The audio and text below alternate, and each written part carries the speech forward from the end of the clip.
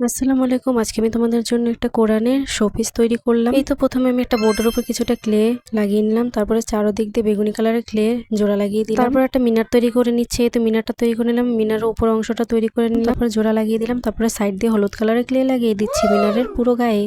এই তো লাগিয়ে নিলাম, তারপর একটা চাঁদ লাগিয়ে দিলাম। মিনারটা তৈরি করে আমি বোর্ডের উপরে রেখে দিলাম। তারপর আমি কোরআনটা তৈরি করে নিচ্ছি। কোরআনের নিচের অংশটা তৈরি করে নিলাম, তারপর উপরের অংশটা তৈরি করে নিচ্ছি। এই তো চারদিক কেটে নিলাম, জোড়া লাগিয়ে দিলাম, তারপর কেচি দিয়ে মাঝখান দিয়ে কেটে দিলাম কোরআনের পৃষ্ঠার মতো যেরকম থাকে আর কি। এই তো তারপর চারদিকে এঁকে নিলাম, তারপর আরবি লেখার মতো লিখে নিচ্ছি। লিখে নিয়ে তারপর একটা কালো একটা ফিতা লাগিয়ে দিলাম। এই তো কোরআনটা তৈরি করে নিয়েছি। এবার আমি একটা ফুল তৈরি করে নিচ্ছি। এই তো কিছুটা কালো কালারের ক্লে চ্যাপটা করে তারপরে কেটে নিচ্ছি, তারপর হলুদ কালারের ক্লে কেটে নিলাম, তারপর একসাথে পেঁচিয়ে নিচ্ছি। এই তো কলি বানিয়ে নিলাম, তারপর পাপড়ি তৈরি করে নিলাম কতগুলো, তারপর একসাথে জোড়া লাগাই দুইটা ফুল তৈরি করে নিলাম। এই তো তারপর কোরআনটা বসে দুই সাইড দিয়ে দুইটা ফুল লাগিয়ে শোপিসটা তৈরি করে নিলাম। তারপর একটা তসবি তৈরি করে নিচ্ছি, তারপরে সুতার মতো করে কেটে নিচ্ছি। এই তো তসবিটাও তৈরি করে আমি রেখে দিলাম। শোপিসটা ভালো লাগলে লাইক শেয়ার এবং সাবস্ক্রাইব করে দেওয়ার কেমন আছে কমেন্ট করে জানিও। আল্লাহ হাফেজ।